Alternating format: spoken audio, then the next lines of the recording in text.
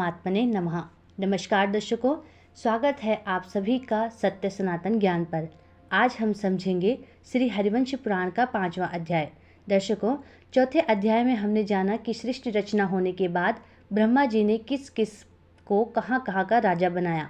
इसी क्रम में वैशंपायन जी जब राजा जन्मेजय को वैवस्वत मनवंतर के बारे में बताने लगे, तभी जन्मेजय ने वैशंपायन जी से अनुरोध किया कि वैवस्वत मनु के बारे में जानने से पहले वो राजा पृथु के बारे में विस्तार से जानना चाहते हैं। और तब राजा जन्मेजय की विनती करने पर वैशंपायन जी ने कहा, जन्मेजय, सबसे पहले अत्रि वंश में धर्म रक्षक अत्रि की तरह ही अंग नाम के प्रजापति उत्पन्न हुए। अंग का विवाह मृत्यु की पुत्री सुनीता से हुआ था। इन दोनों का ही पुत्र हुआ था राजा बेनु।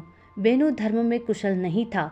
वह हमेशा कोई न कोई अधार्मिक कर्म करके अपने राजधर्म से विमुख होने लगा और उसने अपने स्वयं की कल्पना से ही अमर्यादित नियमों को स्थापित कर दिया था, जिसके कारण उसके शासनकाल में प्रजा भी भ्रष्ट हो गई और स्वाध्याय और वष्टाकार से रहित यज्ञ होने के कारण देवता सोमरस का पान नहीं करते थे। प्रजापति बेनु अहंकार से भरकर कहता कि हवन यज्ञ करना मेरे लिए जरूरी नहीं है, बल्कि लोगों को मेरी पूजा करनी चाहिए। मैं ही उनका यज्ञ पूर्ण करने वाला हूँ। इस तरह के अधार्मिक और अहंकारी विचारों के साथ धर्म की मर्यादा का उल्लंघन करते हुए उसने अतिक्रमण किया।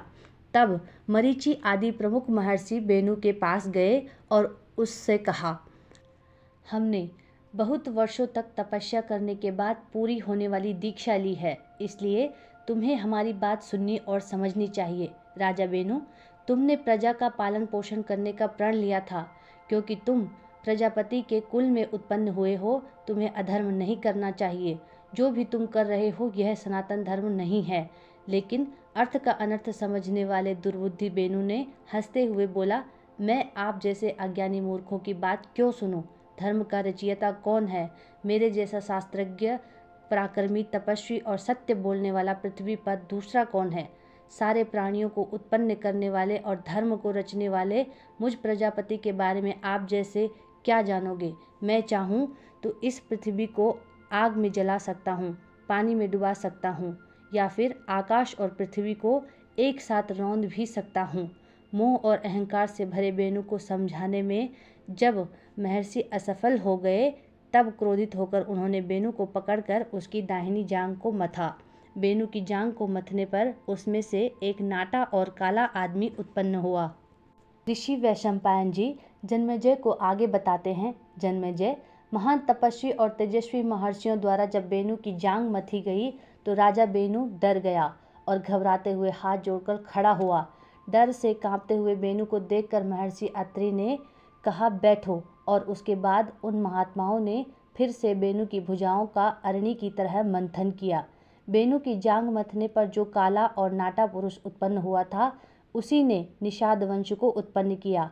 उसने बेनु के पाप से जायमान धीवरों के साथ साथ विंध्य पर्वत पर और उसके आसपास रहने वाले तुषार तुम्बर जाति के लोगों की भी उत्पत्ति की, और भी जो अधर्म में रुचि रखने वाले लोग हुए, उन्हें भी बेनु की ही संतान समझो।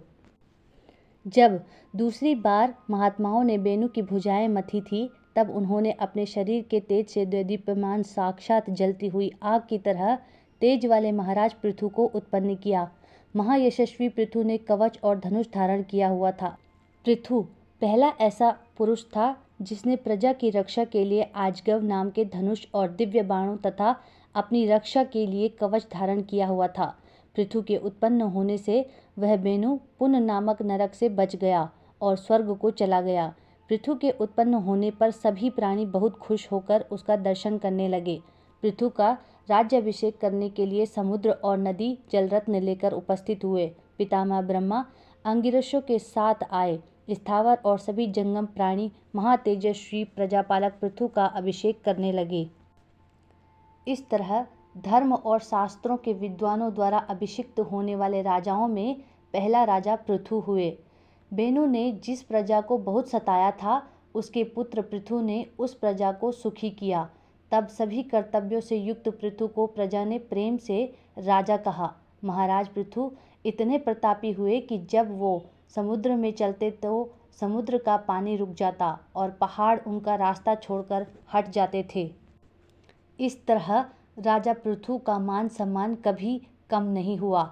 जो पृथ्वी कभी जोती नहीं गई थी, वह अन्न की चिंता करने पर अपने आप अन्न उत्पन्न करती थी और गायें कामधेनु की तरह हर तरह की इच्छाओं को पूरा करती थी। इसी अंतराल में पितामह द्वारा किए जा रहे यज्ञ में जब सोमलता से सोमरस निकल रहा था, तब उसी समय महान बुद्धिमान सूत जी और मागध उत्पन्न हुए। फिर देव ऋषियों ने सूत जी और मागध जी को बुलाया और उनसे राजा पृथु के कर्मों के अनुसार उनका गुणगान करने को कहा।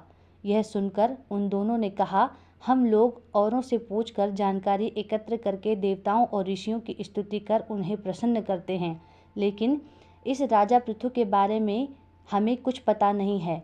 फिर इस तेजस्वी राजा का कैसे गुणगान करें? तब ऋषियों ने भविष्य में होने वाले कर्मों के अनुसार स्तुति करने को कहा। फिर भविष्य में होने वाले कर्मों को ऋषि बताने लगे, जिस कर्मों को महाबली पृथु ने बाद में किया था।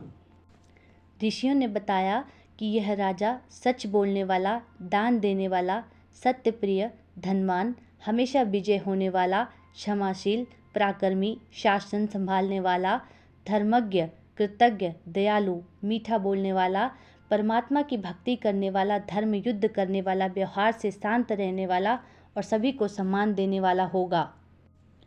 वैशंपायन जी ने कहा, जन्मेजय, इस तरह ऋषियों द्वारा कहे हुए गुणों को सुनकर सूत जी और मागध जी ने राजा पृथु की स्तुति की। तभी से संसार में सूत और मागध द्वारा रचित राजा पृथु की स्तुति को लोग आशीर्वाद शब्दों के रूप में प्रयोग करते हैं। राजन, आप भी पृथु के समान यशस्वी और प्रतापी हों, ऐसा बोला जाने लगा। सूत और मागध की स्तुति से प्रसन्न होकर राजा पृथु ने सूत के लिए अनूप देश और मागध के लिए मगध देश दे दिया। यह देखकर सभी महर्षि बहुत प्रसन्न हुए और उन्होंने प्रजा से कहा, यह राजा तुमको जीविका देने वाला होगा। महर्षियों की बात सुनकर प्रजा ने राजा पृथु से आग्रह किया, राजा, आप हम लोगों की जीविका का प्रबंध कीजिए। इस तरह प्रजा के द्वारा प्रेरित महाबली पृथु ने प्रजा के हित के लिए धनुष बाण का प्रयोग करके पृथ्वी की ओर निशाना साधना शुरू किया। पृथ्वी ने जब देखा कि पृथु ने बाण साध लिया, तब वह डर के गाय का रूप धारण करके भागने लगी। पृथु ने भागती हुई पृथ्वी का पीछा किया। पृथ्वी भागती हुई कई लोकों से होते हुए ब्रह्मलोक में पहुंची, तो वहां भी राजा पृथु धनुष बाण सहित पहुंचे। जब पृथ्वी को कहीं भी शरण नहीं मिली, तब वह पृथु के ही शरण में गई।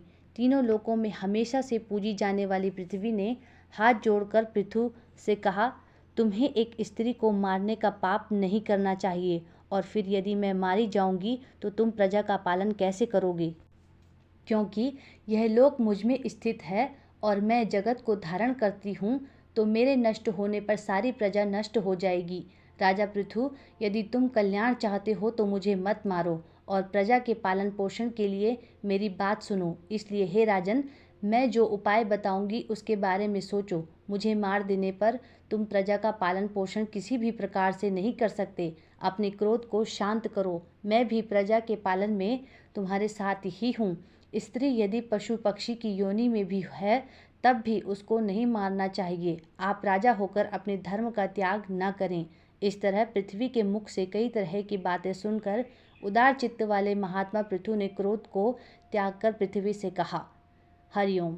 दर्शकों, प्रजा के पालन पोषण के लिए राजा पृथु और पृथ्वी के बीच में क्या समझौता हुआ, यह जानने के लिए देखें और सुने हरिवंश पुराण का 6वां अध्याय। तो बने रहें हमारे साथ सत्य सनातन ज्ञान पर। धन्यवाद।